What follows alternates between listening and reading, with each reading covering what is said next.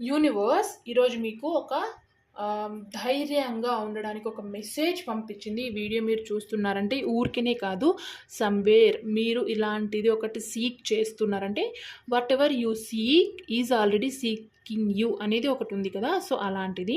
So ఏం message అంటే, when I feel fear I fed trust. అంటే మీరు ఏదైనా దానికైనా భయపడుతున్నారు అంటే, సరే జాబ్లో కానీ, లవ్లో కానీ, కెరియర్ కానీ, హెల్త్ కానీ, ఏదైనా విషయం కానీ మీరు ఆ విషయం గురించి పర్టికులర్గా భయపడుతున్నారు అంటే మీరు నమ్మకాన్ని వదులుకున్నట్టే.